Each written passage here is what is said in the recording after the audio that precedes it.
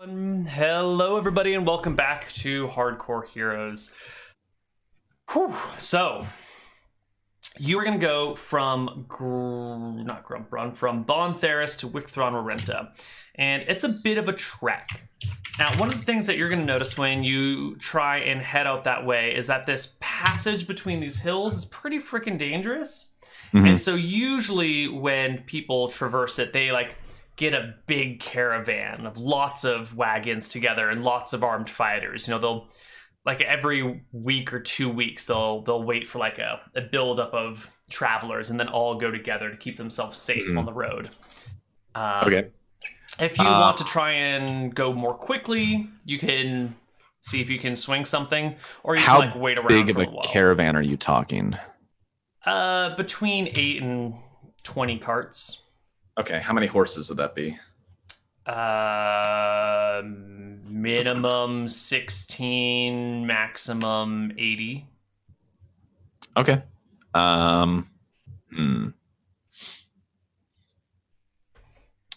You know what? How far do horses normally travel a day? 48 miles. Well, through those hills, it's like a 2-day journey from Grumprun to Bontheris. This is a rough terrain. Usually the horses will wait at a small, it's like a tavern kind of a area out of the hills a little bit. And then that's where they'll all gather, and then they'll push over the mountains in one day. Right. In that case, I'll wait. I don't need to rush it that much. If it's 48 miles a day, it won't take too long either way. Cool. And Malachi is probably going to take at least a month to get back. Malachi is currently under the sea, having a weird adventure with a strange spellcasting person. Yeah. And did you catch his one-shots? I have not yet, at least. Okay. I know he got attacked by a sea monster or something. There was a sea monster bit. Yeah. Cool. So you can wait for the carriage for everyone to head over there, join them on the journey. Where is our land? Oh, we're missing all the new songs. That's such a shame. So you can make your way there. From the real dangerous part is Bontheris to Grumprun. The rest of the route is pretty good, pretty easy. Not a lot in the way of monsters. It's in the heart of the civilization. There are some centaurs around that area between Grumprun and Fenden, but they rarely bother people, mostly offering trade or whatnot.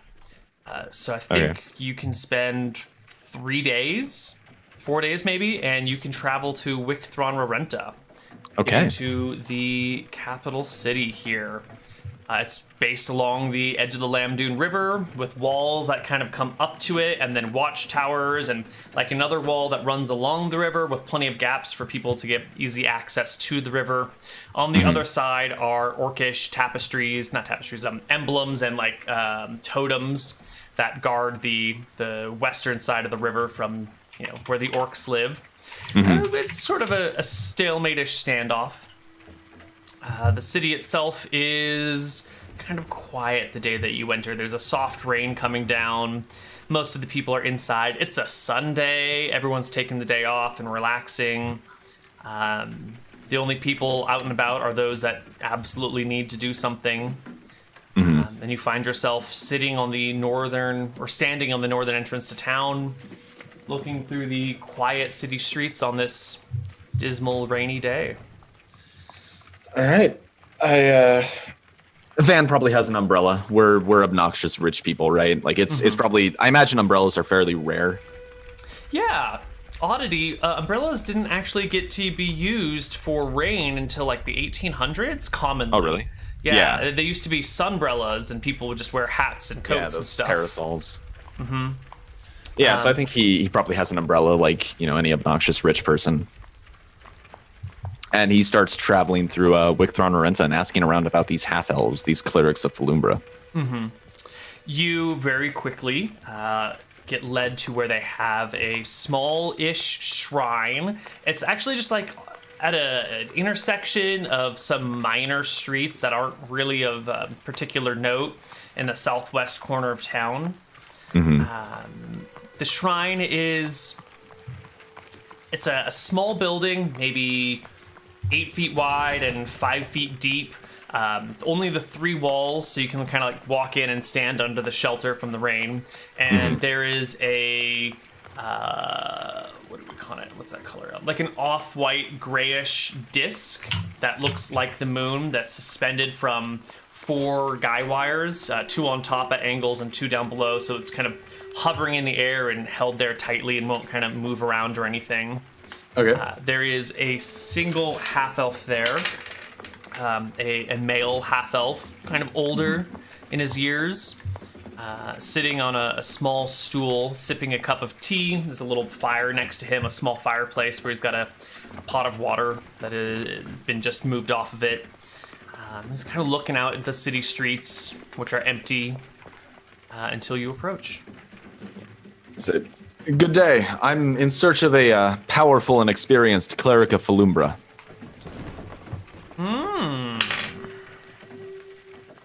And for what do you need such a cleric, young man? And I hold up my medallion to show that I'm a cleric of Cheese, and I say, not to be too forward, but would it be fine if I cast a spell for this? It would be much quicker. And the explanation is a little bit complicated. He beckons and kind of has you like motions to a nearby stool, offers it to you, and says, "First, let us chat a little." Of course. Very few people seek us out. Only those that have recently lost someone, or those with questions that usually bring problems. Which of these 2 are you? Questions. I don't know if they'll bring you problems, but questions all the same.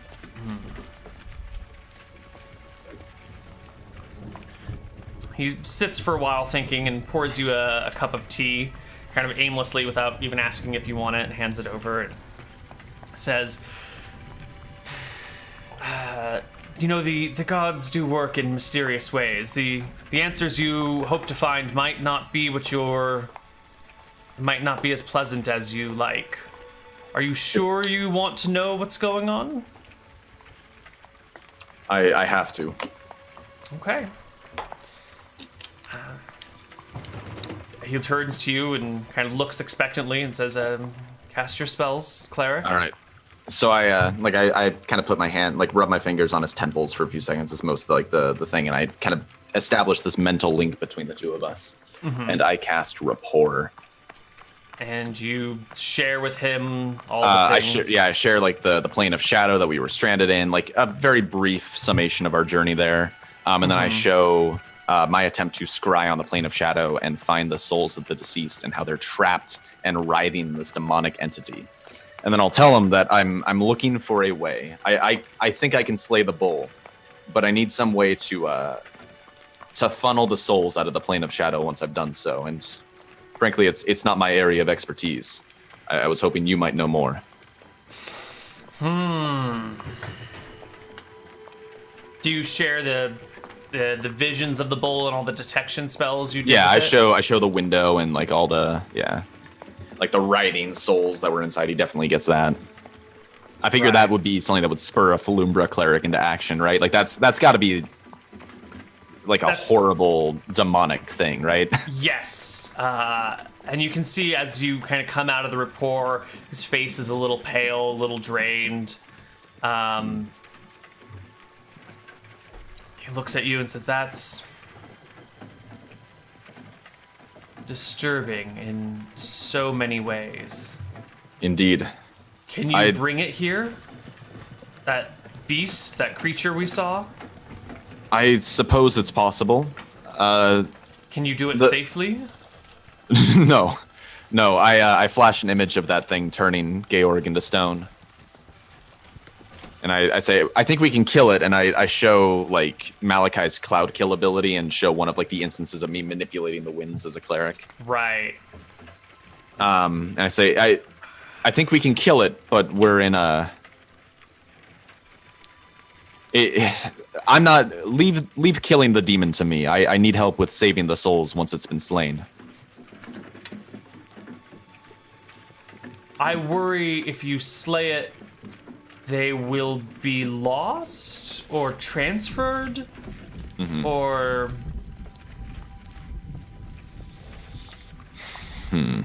If I were to capture it, would you be able to pull their souls out? He nods slowly. I believe so. You don't have a sample demon. Are they all like this? Are they all twisted knots of... This is the first I've seen of it. So I'll send the spirits that were possessing people. And I kind of posit that I think these things are trying to turn people into demons themselves. It's like a method of reproduction for them. I don't know why these bowls collect like this massive torrent of souls in them, but I don't know. Are there... Can you bring me any of these demonic creatures? Maybe not this one. Are there smaller, safer ones? None of them are safe. Well, nothing With is time, safe. I might be able to bring you one of them. I don't think we saved any of their corpses, but we plan to go back to the area where they were, so it would likely be a... I think we could bring you one of their corpses. I don't know if we could bring you the bowl. Well, but we could bring you some. Can you bring me a living one? It's possible. If you What kill would you it, do? their souls should disperse. So a dead one would not be of very much use. But a living one, there are many things we could divine from it. If I brought you the bowl straight away, would you be able to do anything? Straight after its death? No. If I brought you the bowl as the first thing that I brought to you, would you be able to do anything? I venture that would be our best bet. Okay, I so cannot make promises. very well. Okay. I hate to inconvenience you, but I have a house back in Bon Theris. It might be. Could I impose on you to rest there while we undertake this journey? It's a lot larger than this shrine of yours. It'd be much easier to take a bowl there and keep it safe from any outside citizens. I appreciate your effort to keep the innocent people safe. I would be willing to travel there. This seems like something we ought to know for certain, one way or the other. When do you plan to undertake this journey, and when might you return? It could be some number of months. My traveling companion is out at the moment. I sent him a message, and he probably gets like a very brief flash of like the banging thought wave. Right. And I don't know when he'll return. I can send a message as soon as we leave for you, though, and you can travel to Bon Theris from there. I'll leave a message with our butler that you are welcome to stay. Perfect. I have a few things I would need to wrap up here first anyway. Excellent. You should have some time. Okay. The cleric pats your hand gently and says, these are grave tidings you bring us.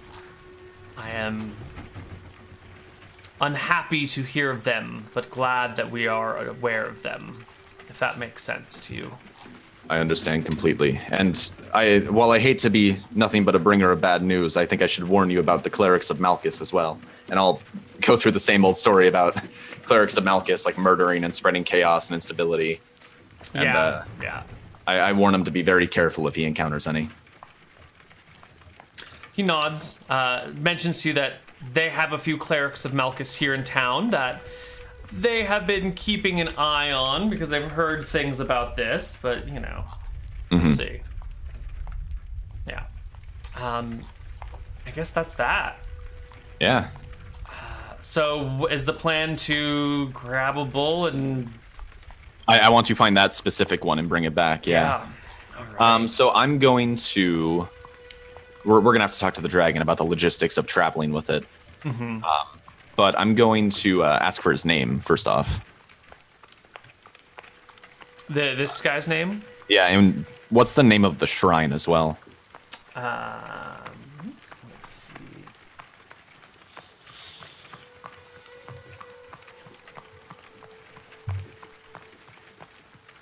The cleric's name is Vallis. How do you spell that? Vallis. Okay. And the shrine is called? It is... It's probably just the... It's probably like the so-and-so shrine, referring to like the district in town, but I don't have the districts in Wicthron Marenta mapped out. So we can just call it the Shrine of Falumbra in Wicthron Marenta. Well, Shrine of Falumbra. Yeah. And then you said that was his wife that he did this with, right? Yeah. They eventually got married. Yeah. I understand you have a wife that you tend the shrine with. If you'd rather not be separated, she is welcome to travel to Bontheris as well. She would probably rather stay here. One of us needs to keep an eye on this. There's much work to be done here. I understand. Perfect. All right, and I will. Yeah. I guess I'll flash him the mansion so he knows how to find it when he gets to town. Great. And a sign of Jeeves that he knows what he looks like. Yep. Perfect. He will have everything that he needs to do to meet up with you or your house. You have a specific goal in mind now, and maybe a path there. Nixium will definitely be a good place to start. Yeah. I think it's just going back to town and waiting for Malachi to get back. I think it's going back to town, waiting for Malachi, and then we'll do some adventures between the two of you. Yeah. Sounds great. Okay. I think we're done for the day then. Yeah, sounds good to me. Okay. Well, this has been episode of Hardcore Heroes. 43? 44? Has Malachi done 2? He did 2. Yeah, there's 43, because 40, I believe, was our last episode. Okay. Sweet. Or wait, no, it's more complicated than that, I think. It is. It's because Other Side and Arcadia were in parallel, so do you count them sequentially or as parallel? Do you have like episode 34A and 34B, or do you do episode 34 and 35? I have no idea. It's been years. And yeah, it'll be fine. It'll be fine. Yeah, we're on Hardcore Heroes something. For something so much about. Yeah. It doesn't start with a 1 yet. It's still a 2-digit number. Yeah. So next week we will have a Fro. Yeah. We'll probably have Fro for a while, and then when it doesn't work out, we'll try and get these two together again and explore a little bit more about what's going on over here. And that's going to be it for today. So we'll see you guys around in the future. Oh, a new show is starting next week, right? Last episode of Assassin and first episode of Horde of the Dragon Queen. That will be cool. I'm excited. Is that on the D&D channel? No, it's going to be on Dark Galaxy's gaming channel. Oh, but right. It's sponsored by Roll20, and it's going to have In Control and Trump SC.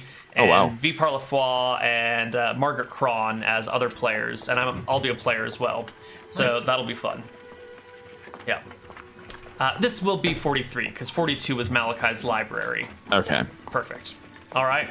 Well, that's it for us today. We will see you all later at another date and time. Good night. Bye. Bye.